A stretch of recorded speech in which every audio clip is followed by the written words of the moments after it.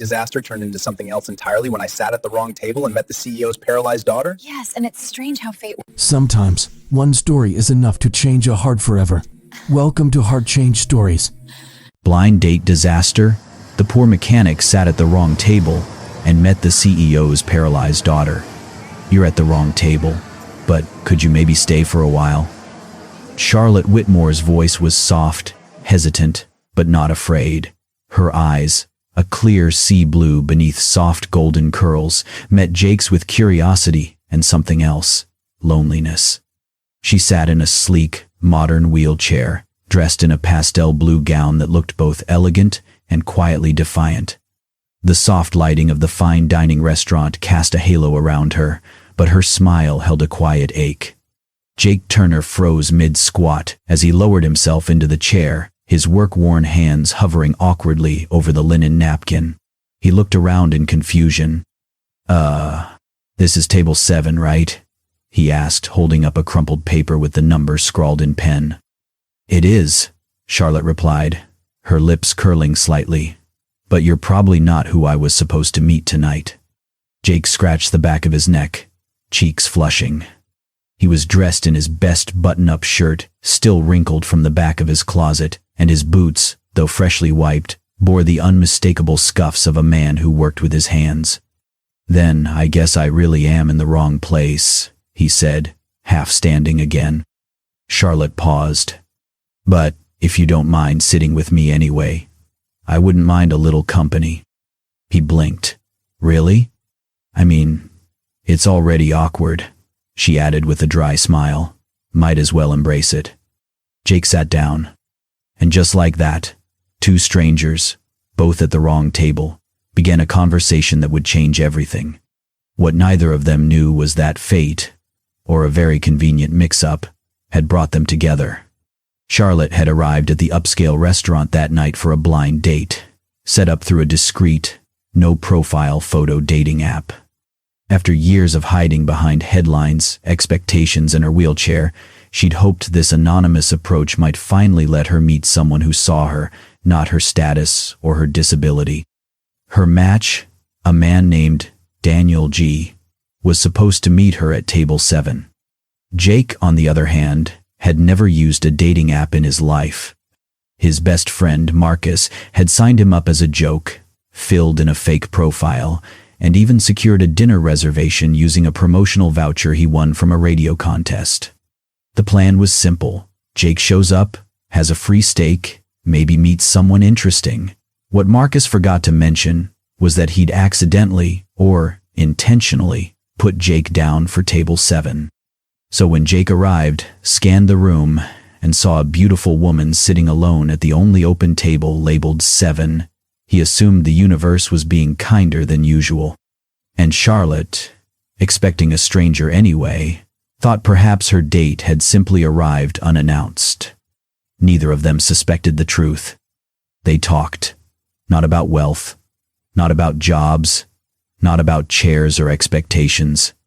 Jake told her about grilled cheese sandwiches and old rock music. Charlotte shared her love for thunderstorms and vintage film cameras. They joked about the tiny forks on the table and how neither of them knew what to do with them. Jake didn't ask about the wheelchair. Charlotte didn't mention her last name. For a while it felt like the world had melted away. Until it didn't.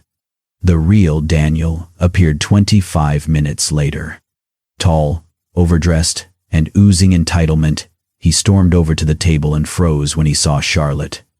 His face twisted. "Wait, you're in a wheelchair? This is a joke, right?" The restaurant fell into a sudden hush.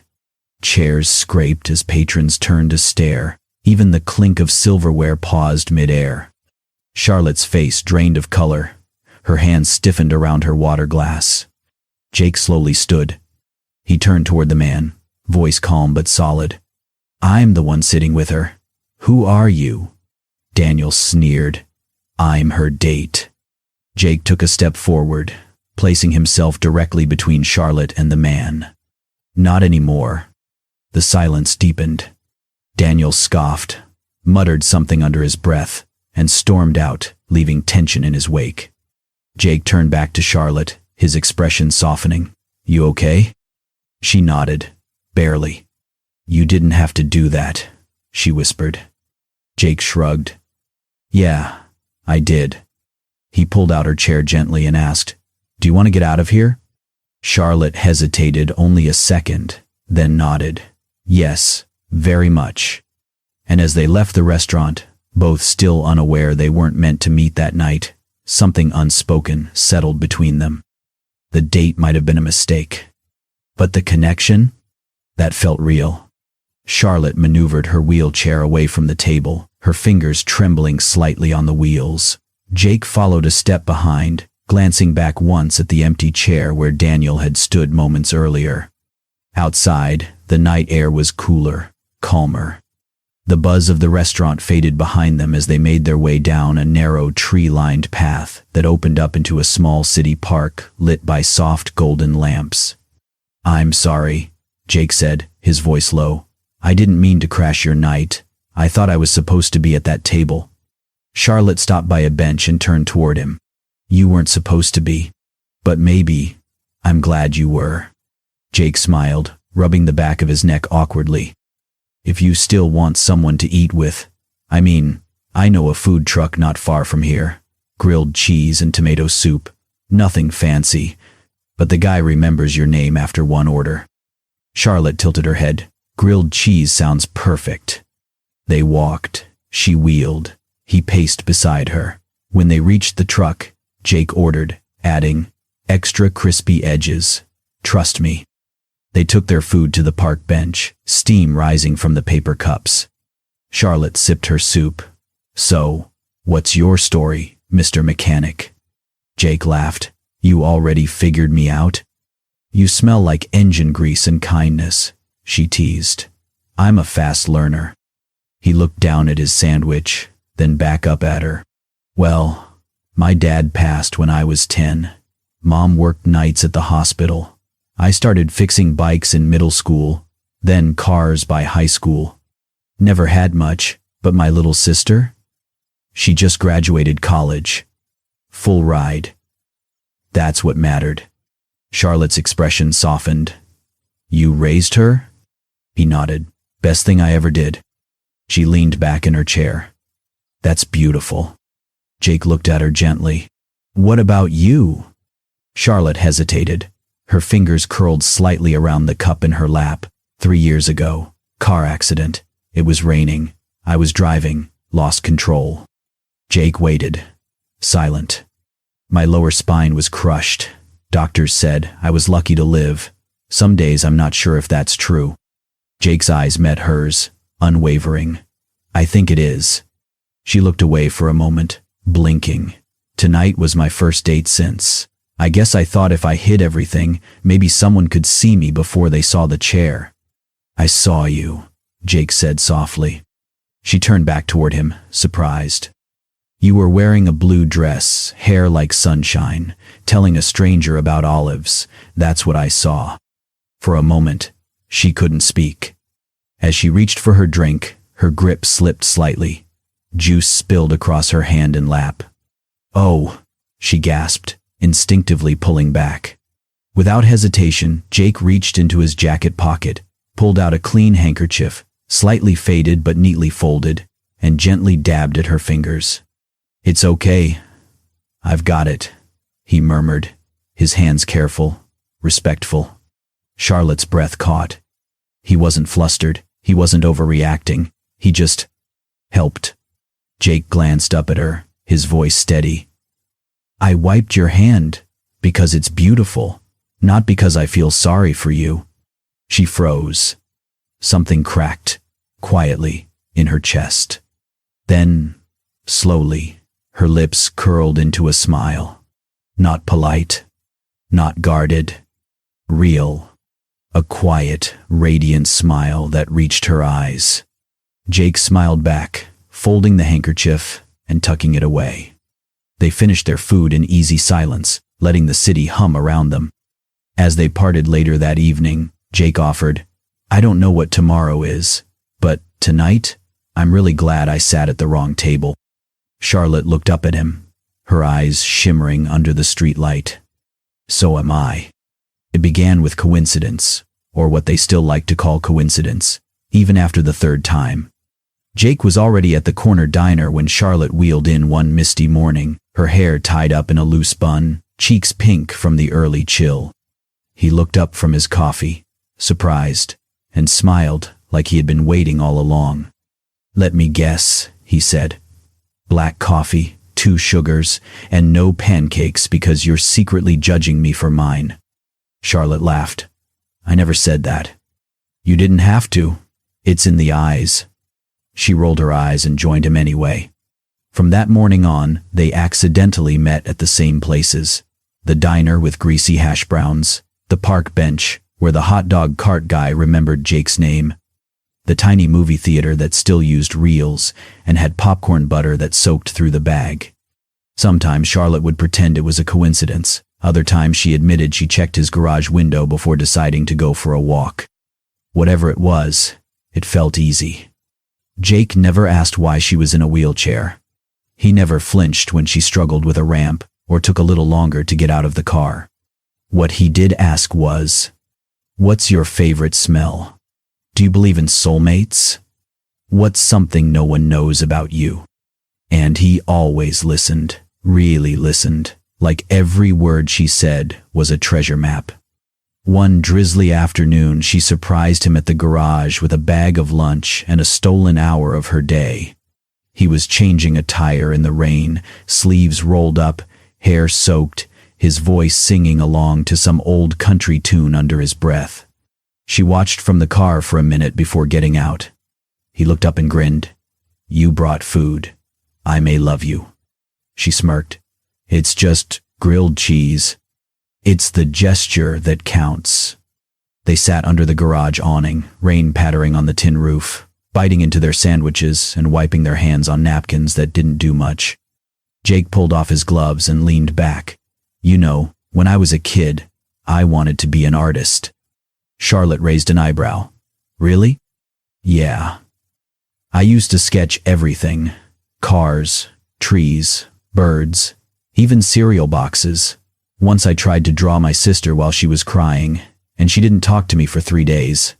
She laughed. "Why'd you stop?" Jake's smile faded a little. "We couldn't afford the supplies. My mom was working nights, and I had to help out more. Eventually, I traded pencils for socket wrenches, kept the lights on, but the dreams kind of dimmed." Charlotte was quiet for a moment, then reached into her tote bag. She pulled out a small sketchbook and flipped to a page. It was him. Jake, crouched next to a car, rain pouring over him, muscles tense, expression focused.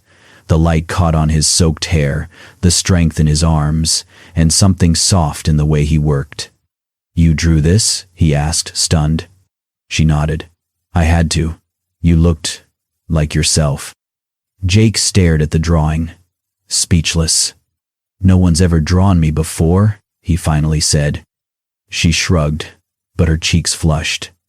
"I just wanted you to see how I see you." That night, Charlotte returned home later than usual. Her hands were cold, her body tired, but her heart was wide awake. When she opened her purse to put away her sketchbook, she found a small folded square of paper tucked between the pages. It was a note, written in Jake's handwriting, firm, a little uneven, but unmistakably his. She unfolded it slowly, her breath catching as she read, "I'd choose your smile over 1,000 steps." Charlotte sat in stunned silence. Then, without meaning to, she began to cry. Not from sadness, but from the kind of deep, overwhelming gratitude that fills your lungs like wind and breaks you open in the most beautiful way. No one had ever said anything like that to her. No one had ever seen past the chair, the whispers, the walls. But Jake had. And somehow, in the smallest, simplest note, he had given her something no one else had. The photo was grainy, but the headline was sharp enough to cut through steel. "Heiress caught slumming. Billionaire's daughter seen canoodling with grease monkey mechanic." Charlotte stared at the tabloid on her tablet. The image showed her laughing beside Jake outside his garage, his hand gently resting on the back of her wheelchair. The caption beneath it read, "Love or lust for fortune." Her stomach twisted. She hadn't seen the flash, hadn't noticed the shadow behind the dumpster. But now, it was everywhere. News feeds, gossip blogs, whispers behind designer coffee cups. When she stepped into her father's office, the air felt cold, despite the polished oak and warm lighting. William Whitmore didn't look up from the paper. "Close the door," he said curtly. Charlotte obeyed. He lifted the tabloid and held it up like a weapon. "Explain this." She sat straighter in her chair. "There's nothing to explain. I was spending time with someone I care about." "Someone," he repeated bitterly. "A mechanic with no pedigree, no future, who sees you as a payday." Charlotte's eyes narrowed. "Jake isn't like that." Her father stood, voice rising. "You think he's with you for your charm? You're my only child, the public face of this empire, and you've become a joke." "He didn't ask for any of this." "He doesn't have to," Whitmore snapped. "Men like him don't ask, they take." Charlotte clenched the arms of her chair. "You don't know him." "I know enough," her father said darkly. "I had him investigated." She froze. "You what?" "I know his financials, his work history, his criminal record." "He doesn't have a record." "Not the point," he growled. "He's nothing. You can't build a future with nothing." Charlotte's voice trembled. "I wasn't aware my future had to be approved, like a business merger." Her father's gaze hardened. "You want love? Fine. Find someone who understands your world, who doesn't fix flat tires for a living." She left without another word. Later that evening, she texted Jake to meet at the diner they'd grown to love. The neon lights flickered over vinyl booths and chipped mugs. She arrived early, trying to steady her breathing. Jake entered, wiping his hands on his jeans, smile fading when he saw her expression. "Everything okay?" She forced a smile. "Yeah. Just a long day." They ordered the usual, eggs over easy for him, tea with lemon for her. Jake noticed her silence. "You're quieter than usual." Charlotte stirred her tea, eyes downcast. "My father found out." Jake leaned back. "And?" "He's not happy." Jake sighed. "Figured as much." She looked up, forcing casualness. "Maybe we should cool things down. Just lay low for a bit." Jake's brows furrowed. "Cool things down? Why? Did I do something wrong?"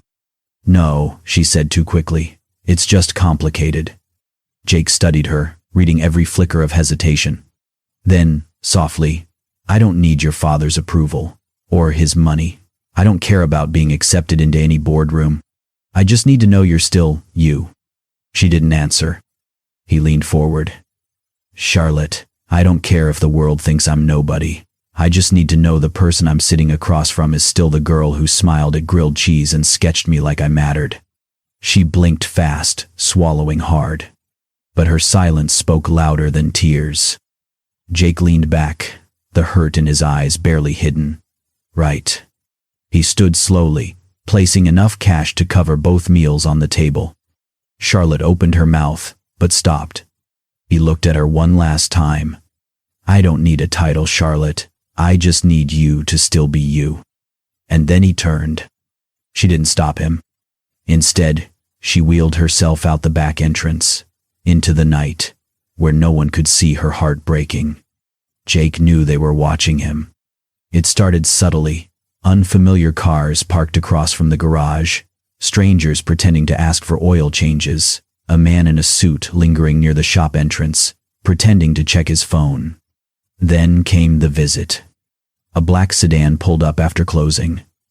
The man who stepped out wasn't large, but carried the weight of authority like a badge. Crisp suit, cold eyes. "I represent Mr. Whitmore," he said smoothly, without offering a hand. Jake folded his arms. "Of course you do. You've become an inconvenience." Jake said nothing. The man took a step closer. Let me be blunt. Walk away, quietly. No more dinners, no more text messages, no more contact with Miss Whitmore. Jake's jaw clenched. Or what? The man smiled, almost kindly. You know how fragile your license is. A small report here, a complaint there. Things happen. Inspections fail. Loans disappear. He slipped a card onto Jake's workbench. Be smart. Then he left. Jake stood there long after the taillights vanished. His hands trembled, not from fear, but from rage, helplessness, and love. He stared at his phone. One missed call from Charlotte. He didn't call back. He couldn't. For her sake. Charlotte stared at her phone like it had betrayed her. 16 missed calls. 17. 23. All unanswered. The last time they'd spoken was at the diner. Since then, silence. She texted, "Are you okay?" Nothing. "Please talk to me." Nothing. "Jake, I'm sorry. I didn't mean to push you away." Nothing. She started calling every night, let it ring to voicemail, left messages. Her voice broke in the third one. She stopped trying after the seventh. But every morning, her first thought was still the same. Call him. Just try again. One night, after a week of silence, she found a small envelope in her apartment mailbox. No name, just her address written in careful print. She tore it open with shaking fingers. Inside was a single folded piece of paper, and his handwriting, so familiar it hurt. "I can't walk beside you, Charlotte, but I'll always be just behind you, like a shadow that keeps you standing. This is not goodbye. It's just me, keeping you safe. Jake." Her breath caught. She read it again. And again. Then the paper slipped from her hand. "No?" Her scream echoed off the walls. She wheeled backward, knocking over the small table in her hallway. Her sketchpad scattered, pencils clattered across the floor. She slammed her fists into the arms of her chair, eyes blazing with tears. "Why?" she cried. "Why are you doing this?" She pushed herself toward the door, flung it open, rolled into the empty hallway, and shouted down the silence. "I don't want to be protected. I want you." No answer. Only the faint hum of a vending machine and the sharp sobs breaking from her chest. She wheeled back into her apartment and slammed the door shut. Then, she did the only thing she hadn't done since the accident. She let herself fall apart. The rain came without warning. Thick, heavy drops soaked Charlotte's dress as she wheeled herself down the street, her hair clinging to her cheeks, her breath short, fast. She didn't care. She didn't tell anyone where she was going. She just went. The bridge wasn't far, but every inch of the way felt heavier than it should. Her arms ached, her fingers numb, but she kept pushing. Because the memory was stronger than the storm. It was her favorite place as a child, the old pedestrian bridge over the river. Her mother used to bring her there on warm evenings. They'd count the boats and throw breadcrumbs to the ducks. It was where her mother had once said, "You'll walk across this bridge on your own one day." That dream died the night of the accident. And now, all she wanted was to reach it, alone. One last time. Charlotte turned onto the ramp, wheels squeaking against the soaked pavement. The rain poured harder, blurring the lights of the city behind her. Thunder rolled somewhere in the distance. She made it halfway across when the front wheel jolted. "Come on," she whispered. The wheel was stuck in a crack between boards. She rocked the chair gently, trying to dislodge it, but it didn't budge. Another tug. Nothing. And then, headlights. From the far side of the bridge, a delivery truck appeared, moving faster than it should in the downpour. Charlotte waved frantically, screaming, "Stop!" But the driver couldn't see her in the rain. The bridge was narrow, visibility low. She yanked at the wheels again, panic rising in her throat. The truck was too close now. Too fast. Too late. Suddenly, a shout cut through the storm. "I'm not ready to lose you again." A figure burst onto the bridge, sprinting through the rain. Jake. His boots slammed against the wet wood, slipping once, catching himself, eyes locked on hers. Charlotte's lips trembled. Jake. In one motion, he reached her, grabbed the handles of her chair, and yanked with all his strength. The wheel tore loose. He spun the chair out of the truck's path, just as it screamed past, horn blaring. They tumbled to the side, crashing onto the walkway. Jake's arms wrapped around her as they fell, shielding her body with his. The truck vanished into the rain. For a moment, there was only the sound of thunder, her heartbeat, and his breath against her ear. Charlotte clung to him, sobbing uncontrollably. Her fists gripped his soaked jacket. I thought, she choked. I thought you were gone for good. Jake cupped her face, rain running down his fingers like tears. I tried to be. I thought staying away would protect you. Her eyes searched his, desperate, raw. I don't need protection, she whispered. I need you. Jake closed his eyes. I couldn't stop thinking about you. Every second, every breath. Charlotte leaned forward, resting her forehead against his. Then don't leave again. I won't. They stayed like that for a long moment, rain falling around them like a curtain, shielding them from the world. Two broken hearts, stitched together by a single, impossible moment. Jake tightened his arms around her. I love you, Charlotte. She looked up at him. I love you too. They kissed, slowly, deeply, rain mingling with tears, pain fading into warmth. And somewhere, deep in her chest, the weight began to lift. The Whitmore estate was quiet when Charlotte returned. The rain from the night before had passed, leaving the garden glistening under pale morning sunlight. She rolled through the marble entryway, her wheels echoing softly against the tiles, past portraits of her ancestors, men in suits, women in pearls, none of them smiling. At the top of the stairs, her father's study door was open. He sat at his massive desk, scanning papers, as if the headlines about his daughter hadn't caused a corporate media storm just days ago. Charlotte entered, her hands calm but firm on the wheels. William Whitmore didn't look up. Did you enjoy your walk in the rain? He asked dryly. I came to talk, Charlotte said evenly. He finally glanced at her, eyes cold, jaw set. If it's about that mechanic again, then don't waste your breath. She met his gaze without flinching. Jake Turner is the man I love. His mouth twitched with disdain. A man with no pedigree, no class, no vision. You think that's love? You've been manipulated, Charlotte. No, she said, voice sharpening. I've been seen, heard, respected. Things I haven't felt in this house for years. William stood, walking around the desk, towering over her as if to intimidate, but she didn't shrink back.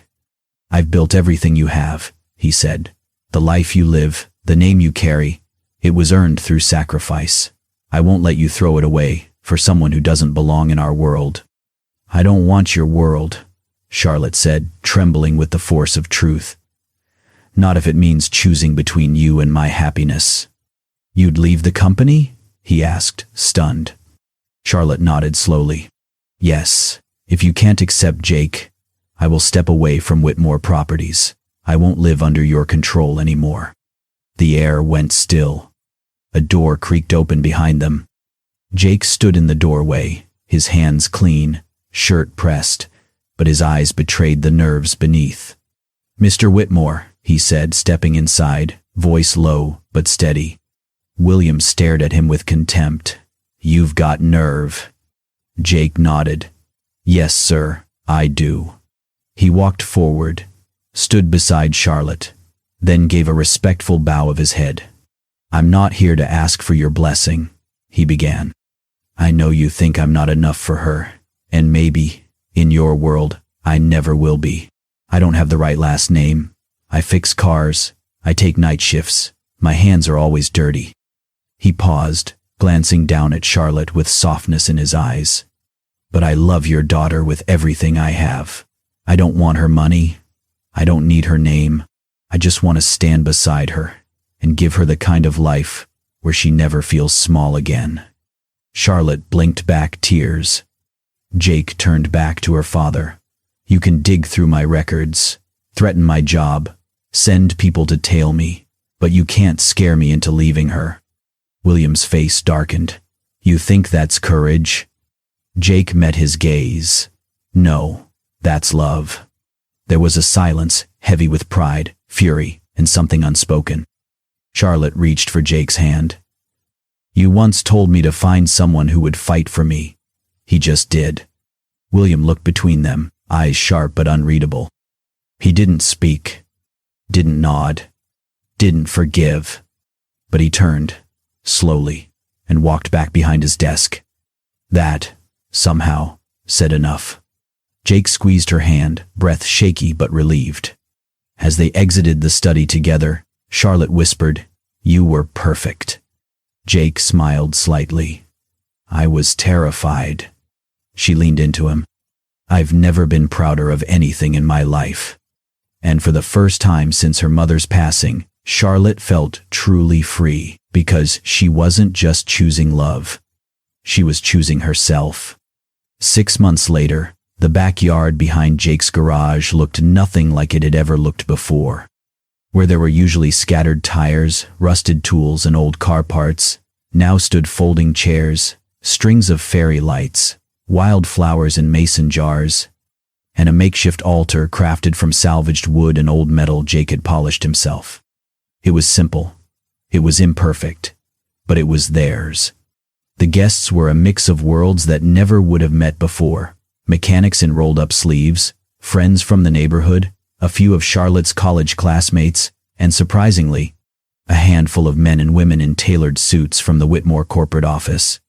But the only two people anyone was truly watching were standing at either end of the grassy aisle. Jake stood beneath the altar, fidgeting nervously, wearing a dark vest over a white shirt, his tie slightly crooked the way Charlotte always teased him about. And then, the music began. Charlotte appeared from behind the garage, holding tightly onto a silver frame walker. Her dress was elegant but simple, white satin that shimmered like moonlight. Her golden hair was swept into a soft braid with loose curls framing her glowing face. The guests stood, gasping softly. Each step she took was slow, measured, and absolutely deliberate. One foot, then the other. She wasn't carried. She didn't roll. She walked.